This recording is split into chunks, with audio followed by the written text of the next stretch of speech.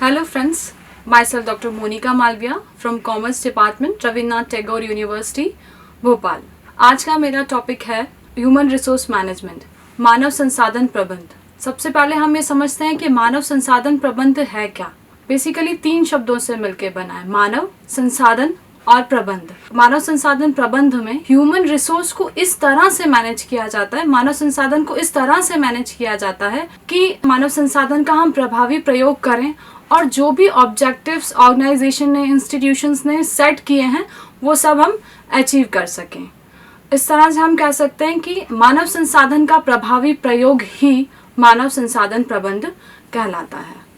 Human resource management को हम इस तरीके से भी, एक अलग तरीके से भी समझ सकते हैं। इसमें बेसिकली 3 चीज़ें की जाती हैं। पहला है टू एक्वायर, दूसरा है डेवलप करना और तीसरा है मेंटेन करना। एक्वायर करना, इसमें हमारी ये कोशिश रहती है कि हम अच्छे से अच्छे व्यक्ति को सही पोस्ट के लिए सिलेक्ट करें। फिर हम बात करते हैं डेवलपमेंट की।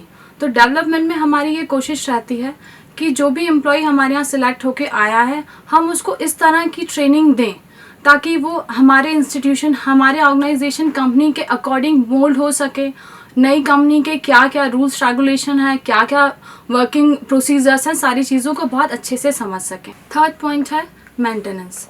हम लोगों को इस तरह की सर्विसेज देकर, उन्हें अच्छा माहौल देकर, एम्प्लॉयर एम्प्लॉय के बीच अगर रिलेशन बहुत अच्छे रहेंगे तो लोग कम सैलरी में भी ऐसे ऑर्गेनाइजेशन में काम करना चाहते हैं। ऐसे कई एग्जांपल्स हैं, हम भोपाल में भी देख सकते हैं, जहां इंस्टीट्यूशन में लोगों को सैलरी तो ज़्यादा दी जा रही है लेकिन वो बहुत जल्दी उस जॉब को छोड़कर चले जाते हैं। रीज़न सेटिस्फैक्शन के लिए, जॉब सेटिस्फैक्शन के लिए, वहाँ का जिस संस्था में आप काम कर रहे हैं वहाँ का माहौल कैसा है, एम्प्लॉयज़ आपके साथ में कैसे हैं, आपके कलीग्स कैसे हैं, आपका एम्प्लॉय एम्प्लॉयर का रिलेशन आपस में कैसा है, ये सारी चीज़ें भी उतनी ही महत्व रखती हैं जितनी कि सैलरी महत्व रखती है।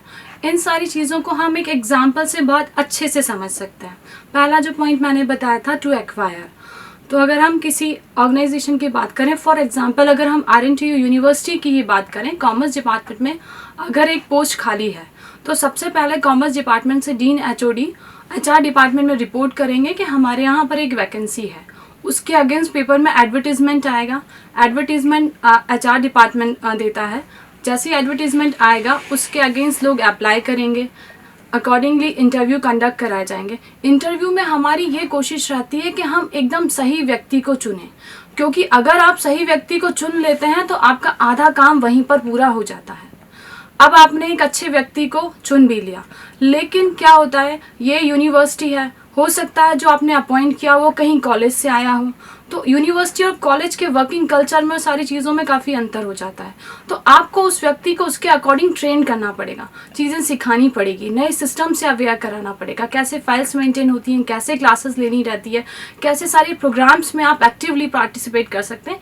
ये सारी चीज़ें ट्रेनिंग के माध्यम से आपको सिखाई जाती हैं। आपने अच्छा एम्प्लॉय सिलेक्ट कर लिया, आपने उसको बहुत अच्छी ट्रेनिंग दे दी, लेकिन अगर वो आपके ऑर्गेनाइजेशन में नहीं रुकता है तो पहले के सारे एफर्ट सब कुछ बेकार है। तो आपको ये कोशिश करनी रहेगी इस ऑर्गेनाइजेशन में कि आप अच्छा माहौल दें, जैसा कि यहाँ पर दिया जाता है। अच्छा माहौल हो, एम्प्लॉयज़ के बीच में आपस में रिलेशन अच्छे हों, बॉस के साथ में रिलेशन अच्छे हों, और साथ में जब भी एम्प्लॉय को कोई मुसीबत आए या परेशानी आए तो आप बॉस भी और बाकी लोग सभी उसके साथ में रहें, फ्लेक्सिबिलिटी हो चीज़ों की। तो इस तरह से आपकी जो तीनों प्रोसेस हैं ये सब HRM के अंदर इंक्लूड हो जाती हैं, और इस तरह से एक एम्प्लॉय अगर आप उसे सारी सुविधाएं देते हैं तो चाहे अगर आप उसको कम सैलरी भी दें तो वो लंबे टाइम तक उस ऑर्गेनाइजेशन में काम करता रहेगा और बहुत ही अच्छे से अपना काम करता रहेगा। अब हम बात करते हैं objectives of human resource management. Objectives और हम इसे इम्पोर्टेंस भी कह सकते हैं, मोर और लेस दोनों इसमें सेम है। सबसे पहला ऑब्जेक्टिव ह्यूमन रिसोर्स मैनेजमेंट में होता है कि आपने जो भी ऑब्जेक्टिव सेट किए हैं, किसी भी ऑर्गेनाइजेशन ने जो गोल सेट किए हैं उनको अचीव करना, वो ह्यूमन रिसोर्स मैनेजमेंट के थ्रू अगर प्रॉपर हो तो बहुत अच्छे से किए जा सकते हैं। दूसरा है जॉब सेटिस्फैक्शन। अगर एम्प्लॉय आपकी जॉब से, जो भी आप दे रहे हैं उससे सेटिस्फाई नहीं रहेगा तो वो बहुत जल्दी आपकी जॉब को छोड़कर चला जाएगा। अगर आप उसे सारा अच्छा माहौल, अच्छी सारी चीज़ें अगर देते हैं, जो सारी उसकी रिक्वायरमेंट है वो उसको पूरा करते हैं, तो वो लंबे समय तक आपके ऑर्गेनाइजेशन में टिका रहेगा और बहुत ही अच्छे से अपने काम को करेगा। तीसरा है एम्प्लॉयज़ की एफिशिएंसी को बढ़ाना।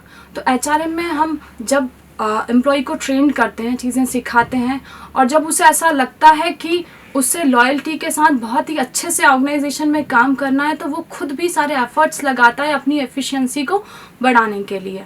और जैसे जैसे वो ट्रेन होता जाता है, अपने काम में एक्सपर्ट होता जाता है, उसकी एफिशिएंसी धीरे धीरे बढ़ती जाती है। फोर्थ ऑब्जेक्टिव हमारा है कि टीम स्पिरिट लोगों में हो। अगर टीम स्पिरिट होगी तो ही लोग अच्छे से काम करेंगे, अदरवाइज आधे से ज़्यादा टाइम एम्प्लॉयज़ आपस में ही लड़ाई झगड़ा करके जो अपनी इफ़िशियंसी है, जो अपने सारे एफर्ट्स है, अपना टाइम है, जो एक्चुअल उसे प्रोडक्टिविटी में लगाना चाहिए ऑर्गेनाइजेशन के, वो सब वैसे ही वेस्ट हो जाएगा। और इसकी जगह अगर लोगों में टीम स्पिरिट है, दलीय भावना है, तो वो लोग मिलकर काम करेंगे और बहुत आसानी से जो भी ऑब्जेक्टिव्स एक ऑर्गेनाइजेशन ने, जो एम्प्लॉयर ने सेट किए हैं, उन सबको बहुत आसानी से अचीव कर लेंगे। नेक्स्ट जो फिफ्थ पॉइंट है कि गुड रिलेशन को मेंटेन करना। गुड रिलेशन एम्प्लॉयज़ के बीच में भी मेंटेन करना और एम्प्लॉय और एम्प्लॉयर के बीच में भी गुड रिलेशंस को मेंटेन करना। अब हम बात करते हैं major function of human resource management. क्या क्या ह्यूमन रिसोर्स मैनेजमेंट में मेनली काम किए जाते हैं, एचआर मैनेजर क्या क्या काम करता है। तो सबसे पहला काम होता है रिक्रूटमेंट एंड सिलेक्शन। ये एचआर मैनेजर का रोल होता है कि अपने यहाँ पर जो भी वैकेंसीज निकल रही हैं, उन पर सही व्यक्ति को सही पोस्ट के लिए रिक्रूट करने का काम एचआर डिपार्टमेंट करता है, या हम कह सकते हैं कि एचआर मैनेजर इस काम को करता है। फिर जो दूसरा काम किया जाता है वो है ट्रेनिंग एंड डेवलपमेंट। जहाँ पर भी जैसी भी ज़रूरत रहती, उस ज़रूरत को देखते हुए अगर आपको लगता है कि किसी एम्प्लॉयर की एफिशिएंसी में कमी है, वो ठीक से काम नहीं कर पा रहा है, तो ये एचआर डिपार्टमेंट की ड्यूटी है कि टाइम से वो ट्रेनिंग उनकी कंडक्ट कराएं। एफिशिएंसी में कमी होने के अलावा भी ट्रेनिंग एंड डेवलपमेंट प्रोग्राम ज़रूरी हैं, जो टाइम पर क्या क्या चेंजेस हो रहे हैं उनको आप इजीली अडॉप्ट कर सकें, इसके लिए भी training and development program conduct किए जाते हैं, और ये कंडक्ट कराने का काम एचआर डिपार्टमेंट का ही होता है। फिर नेक्स्ट है परफॉर्मेंस मैनेजमेंट। हम इसे परफॉर्मेंस अप्राइजल भी कहते हैं। परफॉर्मेंस अप्राइजल में हर कंपनी में, लगभग हर ऑर्गेनाइजेशन में परफॉर्मेंस अप्राइजल किया जाता है। आपको साल के शुरू में एक टारगेट दिया जाता है और ईयर एंड में वो टारगेट आपको अचीव करके देना रहता है। अगर आप अपना टारगेट अचीव कर लेते हैं, आपको जो टास्क दिए गए हैं वो सब आप टाइमली कर लेते हैं। फॉर एग्जांपल, अगर आप सेल्स की फील्ड में हैं, आपको एक साल में 1000 टीवी सेल करना है, एलसीडी सेल करना है, तो अगर आप ईयर एंड में 1000 एलसीडी सेल कर लेते हैं, तो हो सकता है आपको बहुत अच्छी सैलरी में इंक्रीमेंट मिल जाए, हो सकता है आपको प्रमोट कर दिया जाए। लेकिन अगर वो आप टारगेट अचीव नहीं कर पाते, तो पहले तो आपको ट्रेनिंग देकर उन सारी चीज़ों को और बेहतर करने की, आपकी सेल्स को बढ़ाने की कोशिश की जाती है। लेकिन इतने सारे एफर्ट करने के बावजूद भी अगर आप अपना परफॉर्मेंस बेटर नहीं करते, तो फिर इसके बाद में आपको कई बार कंपनीज आपको टर्मिनेट भी कर देती है। फिर हम नेक्स्ट जो काम रहता है, एम्प्लॉयर और एम्प्लॉय के बीच में गुड रिलेशन। जैसे मैंने अभी पहले भी बताया, जो एचआर मैनेजर होता है वो एम्प्लॉयर और एम्प्लॉय के बीच की एक ऐसी कड़ी होता है, अगर वो कड़ी खराब है, वो कड़ी मजबूत नहीं है, तो दोनों के रिलेशन बहुत बेकार हो जाएंगे। ऑब्वियस, अगर एम्प्लॉय के रिलेशन एम्प्लॉयर के साथ में बेकार हैं, तो उनका परफॉर्मेंस अच्छा नहीं रहेगा, वो उतने लॉयल नहीं रहेंगे अपने काम के प्रति। और हम इसको इस तरह से भी समझ सकते हैं कि एचआर मैनेजर सैलरी तो एम्प्लॉयर से लेता है, लेकिन उसका काम एम्प्लॉय के लिए होता है। एक अच्छे एचआर मैनेजर के लिए ये ज़रूरी है कि वो दिल का बहुत अच्छा हो, क्योंकि अगर कोई व्यक्ति दिल का अच्छा होगा तभी वह एम्प्लॉयज़ के लिए काम कर पाएगा, अदरवाइज़ वो अपने ही बारे में सोचेगा। कुछ एम्प्लॉयर उसको कुछ कम्युनिकेट करेगा और वो एम्प्लॉयज़ को जाके अपने हिसाब से उन सारी चीज़ों को मोल्ड करके एम्प्लॉयज़ को इस तरह से बताएगा कि एम्प्लॉयर और एम्प्लॉय के रिलेशंस को ख़राब कर देगा। तो इस तरह से ये एक वो बहुत मजबूत कड़ी है जिसको बहुत अच्छा होना ज़रूरी है। एक एचआर मैनेजर को दिल का अच्छा हो और वो सच्चा हो, क्योंकि अगर वो सच्चा होगा तभी वो सही चीज़ें जो कम्युनिकेट जैसी करनी चाहिए एग्जैक्टली वैसे आके बाहर बताएगा। Now we will talk about major components of human resource management के क्या क्या इसके महत्वपूर्ण अवयव हैं। सबसे पहला है रिक्रूटमेंट एंड सिलेक्शन, दूसरा है ट्रेनिंग एंड डेवलपमेंट और तीसरा है परफॉर्मेंस अप्राइजल। हम सबसे पहले रिक्रूटमेंट से स्टार्ट करते हैं। रिक्रूटमेंट क्या है? भर्ती क्या है? तो भर्ती के अंतर्गत हमारी यह कोशिश रहती है कि ज़्यादा से ज़्यादा लोग किसी भी पोस्ट के अगेंस्ट अप्लाई करें। जितने ज़्यादा लोग किसी भी पोस्ट के अगेंस्ट अप्लाई करेंगे, उतने ज़्यादा एप्लीकेंट्स आपके पास में होंगे, तो आपके पास में सही एम्प्लॉय सिलेक्ट होने की प्रोबेबिलिटी जो है वो बहुत ज़्यादा बढ़ जाएगी। क्योंकि अगर आपको फॉर एग्ज़ाम्पल अगर आपको 2 में से कोई एक चुनना है तो आपके पास में ऑप्शन ही लिमिटेड है, और वही आपको एक व्यक्ति अगर 20 लोगों में से चुनना है तो ऑब्वियस एक अच्छे व्यक्ति के सिलेक्ट होने के चांसेस बहुत ज़्यादा हो जाएंगे। तो हम एक अलग तरीके से ये कह सकते हैं कि रिक्रूटमेंट एक पॉजिटिव प्रोसेस है। इसीलिए आपने देखा होगा कि बैंक के एग्ज़ाम में जब एप्लीकेंट्स को बोला जाता है तो मैक्सिमम कोशिश यह रहती है कि 12th पास भी एग्ज़ाम में अप्लाई करें, चाहे वो पोस्ट बीएससी या एमएससी ऐसे पार्टिसिपेंट्स के लिए क्यों ना हो, ताकि उनकी कोशिश रहती है ज़्यादा से ज़्यादा लोग अप्लाई करें। तो इससे फ़ायदा ये होगा कि अर्निंग भी बहुत ज़्यादा होगी। ऑब्वियस आप एग्ज़ाम फॉर्म भरेंगे तो आपको पैसा मिलेगा, तो एक्स्ट्रा पैसा भी मिलेगा और अच्छे व्यक्ति के चुनने की संभावनाएं बहुत ज़्यादा बढ़ जाएंगी। अब हम बात करते हैं sources of recruitment. There are 2 types of sources of recruitment. पहला है इंटरनल सोर्स और दूसरा है एक्सटर्नल सोर्स। हम पहले इंटरनल सोर्सेज के बारे में बात करते हैं। इंटरनल सोर्स मतलब किसी ऑर्गेनाइजेशन के अंदर ही जो व्यक्ति जो एम्प्लॉयज़ काम कर रहे हैं उन्हीं में से किसी को रिक्रूट करना। ये 2 तरीक़ों से हो सकता है, या तो आप ट्रांसफ़र से कर सकते हैं या फिर प्रमोशन से। फॉर एग्ज़ाम्पल हम यहीं यूनिवर्सिटी की बात करते हैं, हमें हमारे डिपार्टमेंट में मैथ्स की फैकल्टी की ज़रूरत है, तो हमारे पास इसके 2 ऑप्शन है, या तो हम इंटरव्यूज़ कंडक्ट करा के बाहर से किसी बंदे को रिक्रूट करें, या फिर इन हाउस ही जो हमारा मैथ्स डिपार्टमेंट है उसी से किसी एक फैकल्टी का ट्रांसफ़र करके हम हमारे में डिपार्टमेंट में ले लेते हैं। फिर दूसरा है प्रमोशन। अगर आपके डिपार्टमेंट में फॉर एग्ज़ाम्पल डीन की पोस्ट वैकेंट हो जाती है तो उसके लिए भी या तो आप बाहर से किसी व्यक्ति को इंटरव्यूज़ कंडक्ट करा के डीन की पोस्ट के लिए अपॉइंट करेंगे, या फिर आप जो ऑलरेडी वहाँ एग्जिस्टिंग फैकल्टी हैं, जो भी सीनियर फैकल्टी हैं जो आपको सही लगता है कि उस पोस्ट के लिए एकदम सही है, उसको आप रिक्रूट करते हैं।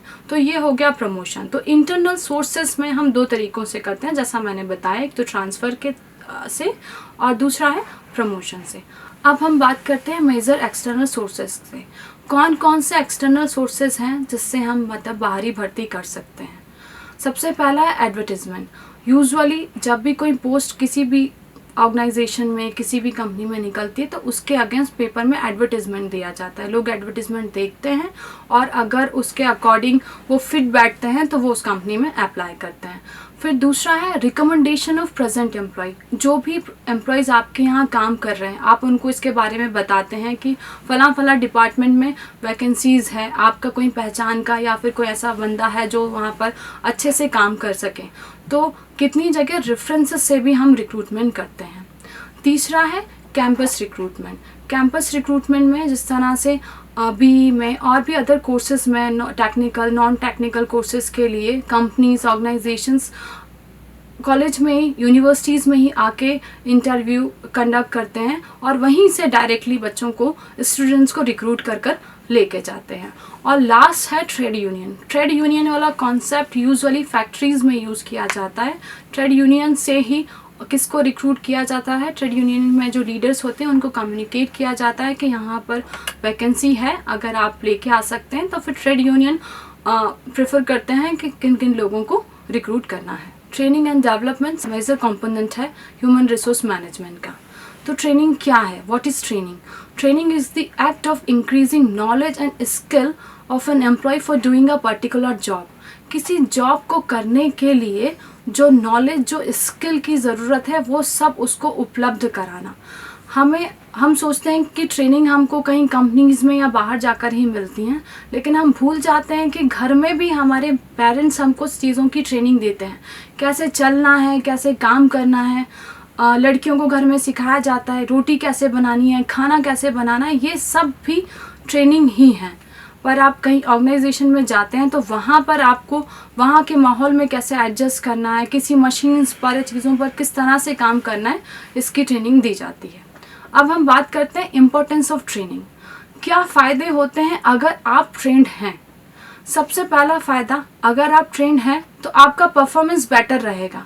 क्योंकि आपको पता है कि आपने चीज़ें बहुत अच्छे से सीखी हुई हैं, तो आप बहुत ही कॉन्फिडेंटली चीज़ों को कर पाएंगे। और चीज़ों को दूसरों के कंपैरिजन में, जिन्होंने ट्रेनिंग नहीं ली है उनके कंपैरिजन में, अगर आप कोई मैन्युफैक्चरिंग का काम करते हैं तो आपकी प्रोडक्ट की क्वालिटी रहेगी। सर्विसेज प्रोवाइड करते हैं, अगर आप ट्रेंड हैं तो आप अच्छी से अच्छी सर्विसेज प्रोवाइड करेंगे। इस तरह से अगर आप ट्रेंड हैं तो आपका परफॉर्मेंस बेटर रहेगा। फिर दूसरा है कि आपका जो टाइमिंग है वो सीखने में कम समय लगेगा। एक बहुत ही सिंपल सा एग्जांपल है, अगर आप घर में जब रोटियां बनाते हैं, अगर आपके पेरेंट्स आपको रोटी बनाना पहले ही सिखा दें कि गोल कैसे बनाई जाती है, तो उसमें बहुत कम समय लगेगा। और वही अगर आप खुद से सीखते हैं तो आपके पहले तो भारत का नक्शा बनेगा, फिर आप उसको कटोरी या ग्लास से काटेंगे। इस तरह से आप कोशिश करेंगे कि आपकी रोटी गोल बन जाए। और वही अगर आपको सिखा दिया जाता है तो आपको कम समय लगेगा। और थर्ड पॉइंट है कि अगर आप ट्रेंड रहते हैं तो आप मशीन मटेरियल का यूज़ भी प्रॉपर कर पाते हैं। जो मैंने इससे पहले एग्जांपल बताया कि अगर आप रोटी बनाते हैं, अगर आप ट्रेंड है तो आप आटे का और भी सारी चीज़ों का, गैस का, सारी चीज़ों का वेस्टेज कम होगा, आपकी रोटी की क्वालिटी बेटर होगी, गैस कम लगेगा, आप सामान कम बर्बाद करेंगे। तो वही अगर आप ट्रेंड रहते हैं तो आप बहुत आसानी से चीज़ों को कर पाते हैं। सामान की खराबी, मशीन्स की खराबी भी कम होती है और बहुत जल्दी आप उस काम को कर पाते हैं। फिर नेक्स्ट पॉइंट है कि आपको सुपरवाइज करने की कम ज़रूरत रहती है। अगर आपको फॉर एग्जांपल आप कार चला रहे हैं, लेकिन अगर आप ट्रेंड हैं तो जो आपके कार सिखा रहा है उसे आपको ज़्यादा देखने की ज़रूरत नहीं है। वही अगर आप ट्रेंड नहीं हैं तो वो आपके हर मूवमेंट पे नज़र रखेगा कि अगर नज़र हटी और दुर्घटना घटी, थोड़ी देर में अगर आपने किया तो आपका एक्सीडेंट हो जाएगा। लेकिन अगर आप ट्रेंड हैं तो आपको कम से कम सुपरवाइज करने की ज़रूरत पड़ती है। और आप अगर ट्रेंड रहते हैं तो आपका मोरल भी बूस्ट रहता है। आपको पता है आपको काम करना आता है, तो जब आपसे वो काम करने के लिए कहा जाएगा तो बहुत खुशी खुशी और बहुत अच्छे से आप उस काम को करेंगे, क्योंकि आप कॉन्फिडेंट हैं। आपको पता है कि आप उस चीज़ के लिए ऑलरेडी ट्रेनिंग ले चुके हैं और उस काम में बहुत ही दक्ष हैं। व्हाट इज़ परफॉर्मेंस अप्राइजल, हम इसके बारे में बात करते हैं क्योंकि ये थर्ड मेजर कंपोनेंट है HRM का। कार्य निष्पादन मूल्यांकन में जो भी आप काम करते हैं उसका मूल्यांकन किया जाता है। क्या आप काम को सही तरीके से कर रहे हैं, नहीं कर रहे हैं, आपके काम का मूल्यांकन ही कार्य निष्पादन मूल्यांकन होता है। आप ऐसा सोचिए कि किसी कंपनी में अगर कार्य निष्पादन मूल्यांकन परफॉर्मेंस अप्राइजल किया ही ना जाए तो क्या होगा। लोग जैसे काम कर रहे हैं वैसे ही काम करेंगे। उनको पता है कि अभी 10,000 मिल रहे हैं और आगे भी 10,000 ही मिलते रहेंगे, मेरे काम का कोई मूल्यांकन तो कर नहीं रहा है। वही अगर परफॉर्मेंस अप्राइजल किया जाएगा तो आपको पता है कि आप जो भी काम कर रहे हो उसका मूल्यांकन लगातार चल रहा है, तो आप अपनी तरफ से अच्छा देने की कोशिश करोगे, अपने आप को डेवलप करोगे। जो भी आपको काम दिया जाएगा उसको टाइम से ख़त्म करोगे। जितना बेहतर आप कर सकते हैं उतना बेहतर करने की कोशिश करोगे, क्योंकि आपको पता है कि ईयर एंड में जब आपसे पूछा जाएगा कि आपने काम अच्छे से नहीं किया तो जवाब फाइनली आपको ही देना है। तो आपकी पूरी कोशिश रहेगी कि आप अपने काम को बहुत ही अच्छे से करें, क्योंकि आपको पता है आप अच्छे से काम करेंगे, अपने आप को डेवलप करेंगे तो एट लास्ट उसके बदले में ऑर्गेनाइजेशन से आपको इंक्रीमेंट मिलेगा। अगर आप बहुत ही अच्छे से काम करते हैं, बहुत ही अच्छे से लोगों को लीड कर पाते हैं, तो हो सकता है कि आपको प्रमोट करके, या सपोज आप असिस्टेंट मैनेजर हैं तो आपको प्रमोट करके मैनेजर बना दिया जाए। तो इसीलिए हम परफॉर्मेंस अप्राइजल किया जाता है। यूजुअली कंपनीज़ में साल में एक बार किया जाता है। ईयर के स्टार्टिंग में 1 अप्रैल को उन्हें टारगेट्स दे दिए जाते हैं और ईयर एंड में 31 मार्च तक उन टारगेट्स को उनको अचीव करना रहता है। इस तरह से हमने इस लेक्चर में ये समझा कि मानव संसाधन प्रबंध क्या है मानव संसाधन प्रबंध, उसके उद्देश्य क्या हैं, क्या काम मानव संसाधन प्रबंध में किया जाता है और क्या क्या मेजर फंक्शंस जो है, क्या रोल एक अच्छा HR मैनेजर प्ले करता है, ये सब हमने इस लेक्चर में जाना। उम्मीद करती हूँ मैं कि आपको मेरा लेक्चर पसंद आया होगा। Thank you.